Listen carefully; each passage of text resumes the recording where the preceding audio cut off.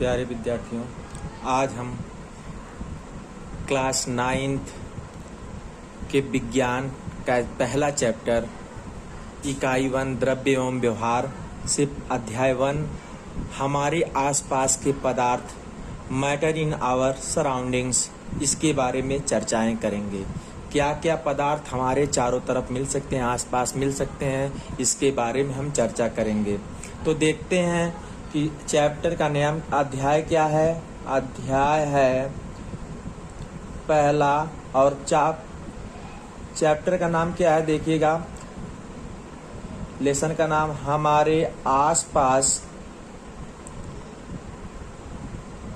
के पदार्थ, इंग्लिश में बोलेंगे मैटर इन आवर सराउंडिंग।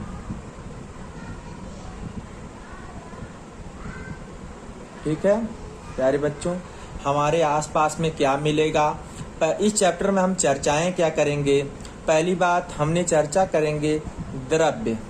द्रव्य को हम पदार्थ भी कह सकते हैं और इंग्लिश में इसको मैटर भी कह सकते हैं। तो इसके बारे में चर्चा करेंगे और पदार्थ की अवस्थाओं के बारे में, पदार्थ या द्रव्य या मैटर की अवस्था के बारे में चर्चा करेंगे। और तीसरा नंबर हम चर्चा करेंगे पदार्थ का अवस्था परिवर्तन के बारे में। इतनी चीजें हम आज क्या करेंगे, चर्चाएं करेंगे। ठीक है, हम उठाते हैं पहला चैप्टर, क्या मतलब पहला हेडिंग क्या उठाते हैं, द्रव्य।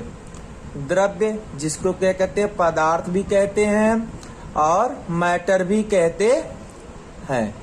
ठीक है, अब जानते रहिएगा क्या होता है। देखिए द्रव्य क्या होता है। द्रव्य ब्रह्मांड का वह अवयव होता है, लिख दे रहे हैं, द्रव्य ब्रह्मांड का वह अवयव होता है जिसमें द्रव्यमान व आयतन होता है। और फिर देखिएगा जिसका अनुभव तथा जिसका अनुभव हम अपनी ज्ञानेंद्रियों द्वारा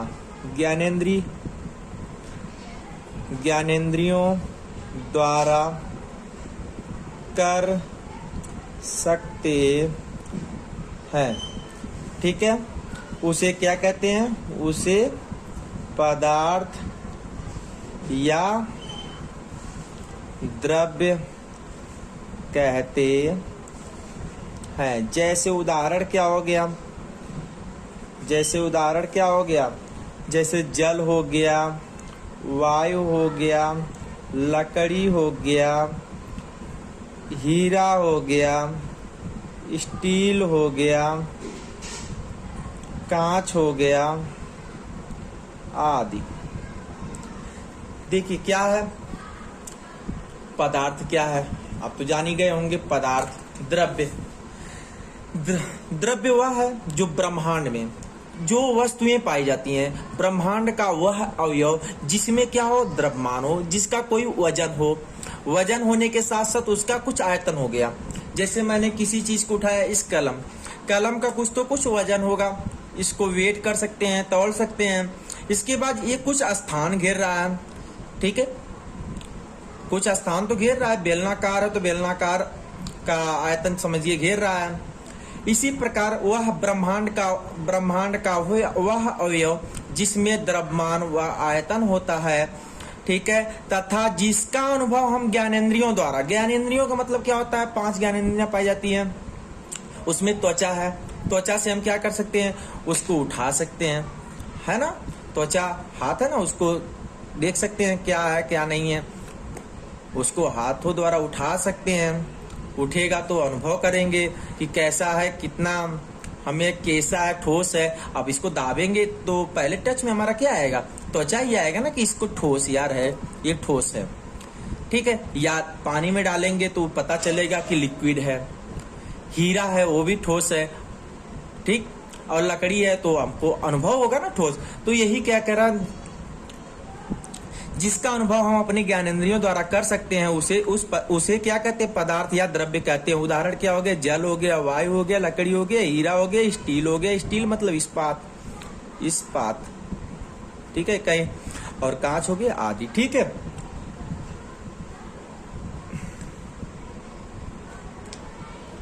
और ये तो जानी गए, जब आयतन होगा तो स्थान जाहिर सी बात है घेरेगा, ठीक है। अब पहला तो हो गया, क्या होता है पदार्थ, ये द्रव्य की तीन और इसका आयत, ठीक है। इसमें क्या होता है, द्रव्यमान होता है, ये तो कंफर्म हो गया। तो हम कुछ पदार्थ की महत्वपूर्ण पद पढ़ ले रहे हैं, जैसे पदार्थ से संबंधित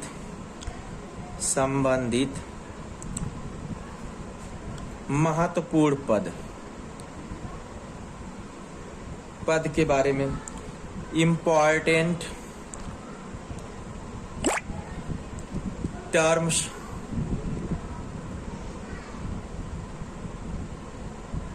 रिलेटेड टू मैटर, इससे संबंधित तथ्य। जैसे मैंने पदार्थ के बारे में बताया कि अभी पदार्थ क्या होता है, जिसमें द्रव्यमान होता है, आयतन होता है, ठीक है, उसका भार होता है, ये सब के बारे में चर्चा किया।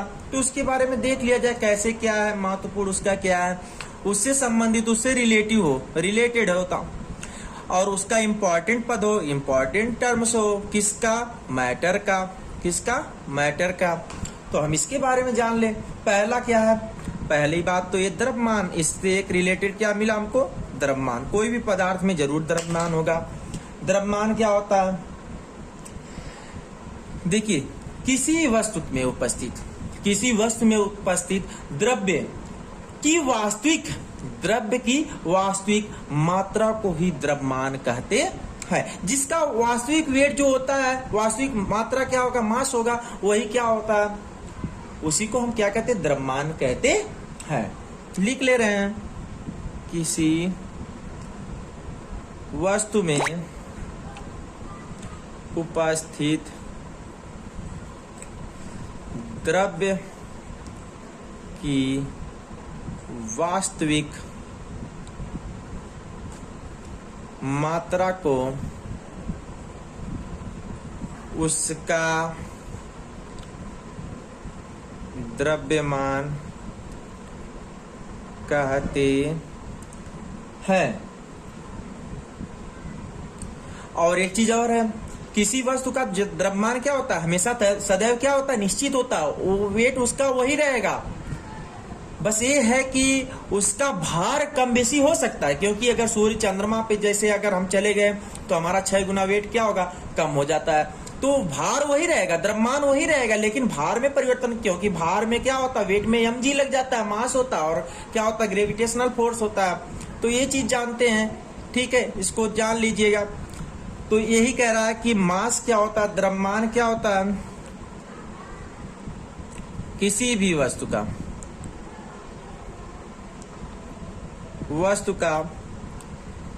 द्रव्यमान सदैव निश्चित होता है।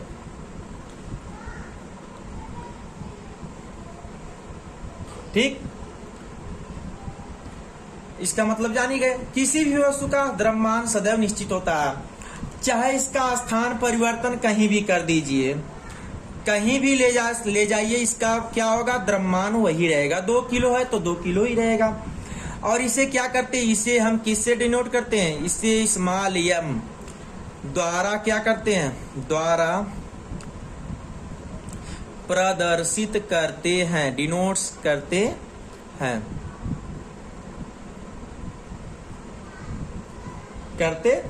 इसी को क्या कहते हैं, द्रव्यमान को इंग्लिश में बोलते हैं मास। और मास का पहला जो शब्द है वही क्या होगा, मास, इसी को मास कहते हैं। ठीक है। और आते हैं भार पे। अब चर्चाएं होंगी भार के बारे में। चर्चा किसकी होगी? भार के बारे में।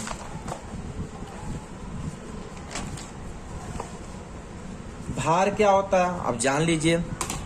आते हैं भार। मैंने बताया भार क्या होगा? समय के साथ, स्थान के साथ क्या होता है? समय के साथ नहीं, स्थान के साथ क्या होता है? परिवर्तन होता रहता है। वेट, इसको इंग्लिश में कहते हैं वेट। भार देखिए, पृथ्वी अपने केंद्र की ओर, देखिएगा, पृथ्वी अपने केंद्र की ओर वस्तुओं को जिस बल द्वारा, क्या है? पृथ्वी अपने केंद्र की ओर, पृथ्वी है अपने केंद्र की ओर जिस बल द्वारा आकर्षित करती है उसे क्या कहते हैं? भार कहते हैं। जिस बल का प्रयोग करती, जिस फोर्स का प्रयोग करती है, जिस बल का प्रयोग करती है वस्तु को आकर्षित करने में, उसी को क्या कहते हैं? उसको ही क्या कहते हैं? भार कहते हैं। तो लिख लीजिएगा, पृथ्वी अपने केंद्र की ओर, अपने केंद्र की ओर वस्तुओं को जिस बल द्वारा आकर्षित करती है, मतलब अट्रैक्ट करना, आकर्षित करती है, उसे भार कहते हैं। भार कहते हैं। भार का इंग्लिश क्या होगा? वेट कहते हैं। ठीक है। और इसे क्या कहते हैं? और ये जान लीजिएगा मेन इसका इम्पोर्टेंट तत्व क्या है? इम्पोर्टेंट तत्व क्या है? इम्पोर्टेंट तत्व यही है कि भार जो होता है स्थान के साथ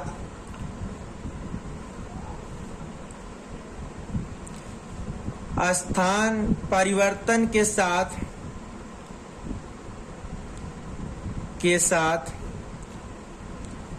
परिवर्तित होता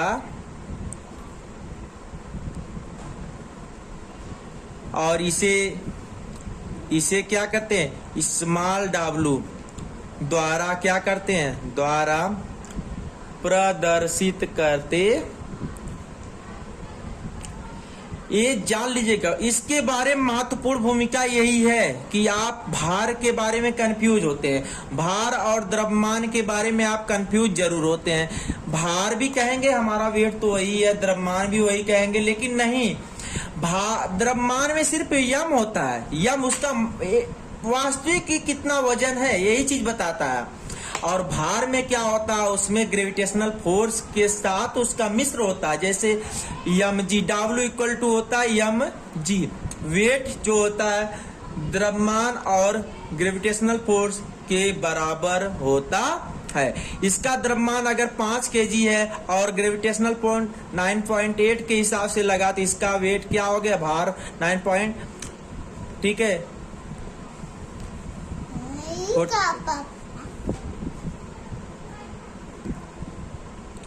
इसका वेट हो जाएगा 49 के अप्रोक्सीमेट। ठीक है। ठीक इसी प्रकार हम भार के बारे में और द्रव्यमान के बारे में चर्चाएं कर चुके हैं। हमने बताया कि द्रव्यमान क्या होता है? रिलेटिव किससे होता है? अभी बताया ना कि ये क्या होता है? W इक्वल टू क्या होता है? mg होता है भार। और g इसमें क्या है? m तो आप जान ही गए, m इक्वल टू मास हो गया और g इक्वल टू क्या हो गया? Gravitational force. ठीक। अब हम दूसरी हेडिंग हमने लिखा था क्या? और इसमें क्या पढ़ेंगे? अभी हमने पढ़ा कि द्रव्यमान और आयतन के बारे में, और ये भी क्या है? इससे रिलेटिव है, इससे क्या है? संबंधित है। हम आते हैं आयतन के पास आएंगे और आयतन के बारे में चर्चाएं करें। और हमने अभी बताया कि अगर किसी व्यक्ति का वेट वजन अगर पृथ्वी पर किसी व्यक्ति का वजन अगर पृथ्वी पर 600 किलोग्राम हो या 60 किलोग्राम हो, तो उस व्यक्ति का वजन चंद्रमा पर 1/6 हो जाता है। उसका 1/6 भाग हो गया। जैसे 60 हो गया तो उसका 1/6 कितना होगा, आप जान ही गए होंगे। 6 2 में 60, 10 होगा। ठीक है, तो ये चीज है। आयतन के बारे में हम चर्चा करेंगे। आयतन को क्या कहते हैं, वॉल्यूम। ठीक है, अब इसके बारे में क्या है, अब जान ही गए हो, कोई चीज है आयतन, ये अपने आयतन बराबर स्थान घेर रहा है। अब इसी ढेर कलम लेकर एक कमरे में सरिया मतलब एक दूसरे के ऊपर ताह पे ताह सटाए जाओ, एक समय ऐसा आएगा कमरा भर जाएगा। कहीं ना कहीं ऐसा हो रहा है कि स्थान घेर रहा है ना। तो यही चीज है कि आयतन क्या होता है। आयतन हमको क्या होता है, किसी चीज का आयतन जो होता है वो कभी स्थान हमेशा क्या करता है, घेरता है। तो लिख लीजिएगा, किसी वस्तु द्वारा घेरा मतलब ऑक्यूपीड,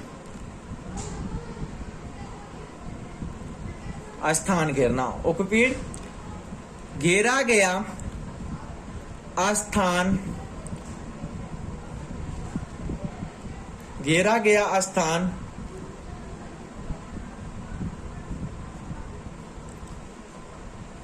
उस वस्तु का आयतन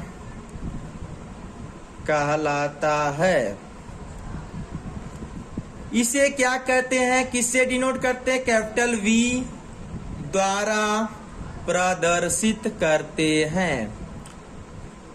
आप लोग समझ में आ गया होगा आयतन क्या होता है, वॉल्यूम क्या होता है। किसी वस्तु द्वारा घेरा गया स्थान, जैसे मैंने क्या किया, इस डब्बे को ले लिया, मैंने इस डब्बे को लिया, ये कहीं ना कहीं इतना बड़ा डिब्बा स्थान तो घेर रहा है। ऐसे ही डिब्बे कहीं हो जाए हमारे कमरे में तो जाहिर सी बात स्थान घेर डालेगा और हमें रहने के लिए स्थान नहीं बचेगा। तो इससे जाहिर साफ होता है कि कहीं ना कहीं कोई वस्तु है, ये मैटर तो है ही है, आपको दिख रहा है गस्ता वगैरह है तो मैटर तो है ही है। मैंने कहा ना कि द्रव्य सभी वस्तुएं क्या हो, जो स्थान घेरती हो, जिसका वेट है तो क्या होगा, द्रव्य होगा, पदार्थ होगा। तो ये तो जाहिर हो गया, आपको जाहिर से पता चल चुका होगा कि आयतन क्या होता है, वॉल्यूम क्या होता है। जो कोई किसी वस्तु द्वारा घेरा गया स्थान उस वस्तु का आयतन कहलाता है। इसे कैपिटल वी द्वारा प्रदर्शित करते हैं। ठीक, अब हम पढ़ेंगे पदार्थ की अवस्थाएं, क्योंकि हमने पढ़ा है, इतनी चीजें संबंधित हो चुका है। लेकिन दूसरा पदार्थ हम लोग पढ़ चुके, पदार्थ, द्रव्य, मैटर पढ़ चुके। अब पदार्थ की अवस्था के बारे में पढ़ेंगे। देखिए पदार्थ की अवस्था क्या होती है। पदार्थ की अवस्थाएं, पदार्थ की अवस्थाएं, स्टेट्स ऑफ मैटर। ठीक, अब पदार्थ की अवस्था होती है, आप तो जानते हैं पदार्थ 3 ही अवस्था में पाई जाती है मूलतः। क्या है, ठोस, कोई चीज ठोस होगा मतलब ना दबेगा ना उसको दबाने पे ना दबे तो ठोस। लिक्विड होता है मतलब द्रव। फिर तीसरा क्या होता है, गैस। 3 ही पदार्थ की अवस्थाएं होती है। तो हम पढ़े पदार्थ की अवस्थाओं के बारे में हम चर्चा करें। पदार्थ की 3 अवस्थाएं होती हैं। पहला होता है ठोस, दूसरा होता है ठोस द्रव, तीसरा होता है गैस। सॉलिड, लिक्विड और गैस तो गैस होता ही है। ठीक, ठोस अवस्था, liquid state, solid state, liquid state, और क्या होता है, गैस स्टेट। ठीक,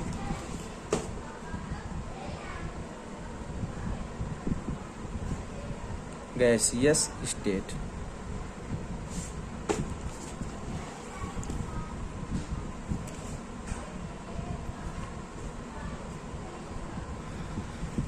पहले हम उठाते हैं पहला, क्या, पहले हम पढ़ेंगे ठोस के बारे में। पहला हम क्या पढ़ेंगे, ठोस अवस्था के बारे में। ठोस अवस्था के बारे में, ठोस अवस्था क्या होती है, इसको बोलते हैं solid state. Solid state, English में सॉलिड स्टेट कहते हैं। अब इसमें मुख्य बातें क्या है, इसको कहते हैं, देखिएगा इसकी थ्योरी पढ़ेंगे, पदार्थ, पदार्थ या द्रव्य, द्रव्य की वह अवस्था, वह अवस्था मतलब वह स्टेट जिसका आकार, जिसका क्या हो, आकार, आयतन, दोनों क्या हो, आयतन दोनों निश्चित हो, मतलब क्या हो, दोनों निश्चित हो, निश्चित हो, उसे ठोस अवस्था कहते हैं। उसे ठोस अवस्था कहते हैं। जैसे क्या हो गया, उदाहरण हो गया क्या, लकड़ी, लकड़ी से देखिए जिसका एक आकार हो, एक लकड़ी क्या, जिसका एक आकार हो, लकड़ी का एक आकार तो होगा और उसका आयतन कुछ होगा। अगर इतनी बड़ी लकड़ी है तो उतना बड़ा आयतन हो गया, उसका आयतन हो, आकार, उसका आकार क्या, गोल आकार का है, ठीक है, और उसका आयतन कुछ होगा, और दोनों क्या हो, इसको छोड़ बड़ा नहीं कर सकते हो, उसको दबा के छोड़ बड़ा नहीं कर सके, तो वो क्या हो गया, जिसका आकार और आयतन क्या होता है, निश्चित होता है, उसी को क्या कहते हैं, ठोस अवस्था कहते हैं। जैसे लकड़ी हो गया, पत्थर हो गया, ठीक है,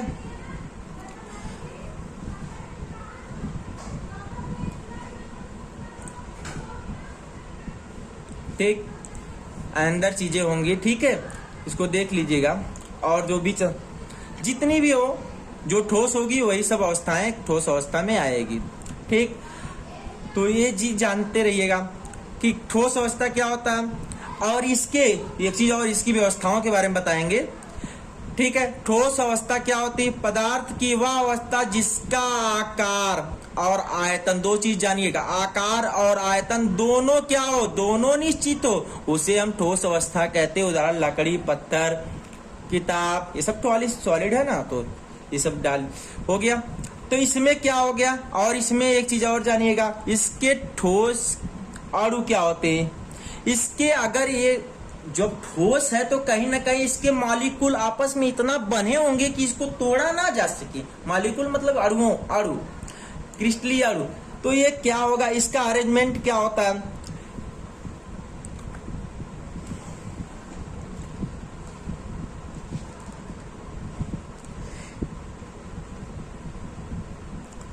तो अब जानेंगे ठोस के कण, ठोस के कण परस्पर निकट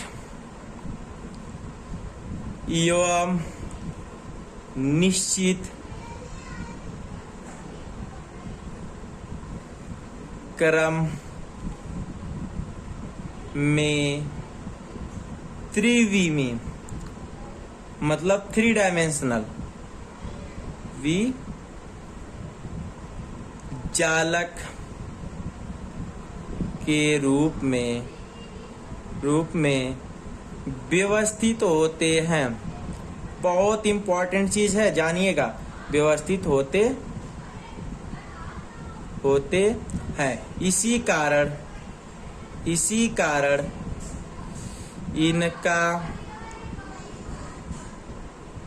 इनकी अवस्था ठोस होती है। ठीक, देखिएगा चित्र के माध्यम से बता रहा हूं। जैसे ये कोई अणु हो गया, एक अणु, यहाँ भी एक अणु, इसके पीछे भी एक अणु, इसके आगे भी एक अणु, यहाँ भी इससे सटे सटे मॉलिक्यूल हो, मतलब 3 डायमेंशनल के रूप में। पीछे से भी देखोगे वही चीज मिलेगा, आगे से भी देखोगे तो वही चीज मिलेगा, चारों तरफ से देखोगे। 3D का मतलब होता है एक, जैसे मैंने इधर से लिया, इधर से सामने से दिख नहीं रहा, इसके पीछे भी एक है, फिर इसके इधर साइड में इधर भी है, इधर भी है, चारों तरफ मतलब क्या आपस में सटे हुए हो, और इनमें जो आकर्षण बल हो, तुम ठोस आकर्षण बल हो, परस्पर निकट होने की वजह से इनका आकर्षण बल बहुत ज्यादा होता है। ठीक, दूसरा अवस्था क्या हो गया? द्रव अवस्था। इसको लिक्विड स्टेट कहते हैं, लिक्विड स्टेट।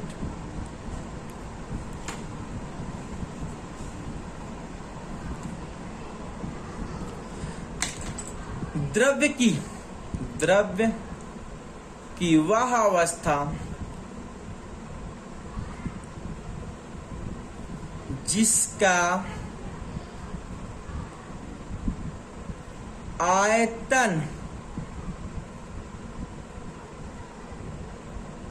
निश्चित होता है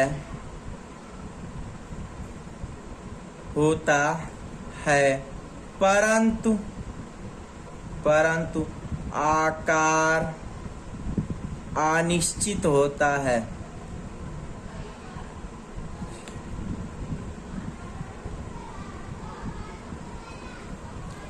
उसे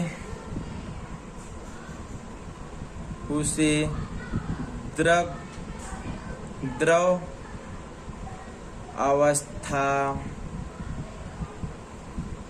कहते हैं। जैसे आप तेल ले लीजिए, पानी ले लीजिए, ये सब क्या है? इसका आयतन 1 लीटर लिए तो 1 लीटर ही रहेगा, चाहे वो बाल्टी में डालो, चाहे लोटे में डालो, चाहे ग्लास में डालो, चाहे ऐसा कोई फर्श पे गिरा दो, वजन आयतन तो निश्चित होगा, आयतन तो वही रहेगा। लेकिन जिस बर्तन में डाल रहे हो उसका आकार, मतलब उसका आकार क्या कर रहा है? ग्रहण कर ले रहा है। तो यही कह रहा है कि जिसका आयतन तो निश्चित होता है, द्रव का आयतन क्या होता है? निश्चित होता है, परंतु आकार अनिश्चित होता है। उदाहरण जैसे तेल हो गया, और इसी पदार्थ इसकी जो मॉलिक्यूल होते हैं, ठीक है, अरेंजमेंट ऑफ मॉलिक्यूल जो होता है इन लिक्विड, वो क्या होता है? इससे थोड़ा दूर दूर होते हैं, इसके मॉलिक्यूल थोड़ा दूर दूर होते हैं, जिसके कारण इनका आकर्षण बल कम होता है, इसमें आकर्षण बल कम लगता है। इस कारण ये हमेशा क्या करते हैं? टालते रहते हैं। कभी भी आप तेल में या पानी में आप कोई रंग डालेंगे तो आपको दिखाई देगा कि इसके जो मॉलिक्यूल होते हैं एक दूसरे स्वतंत्र होते हैं।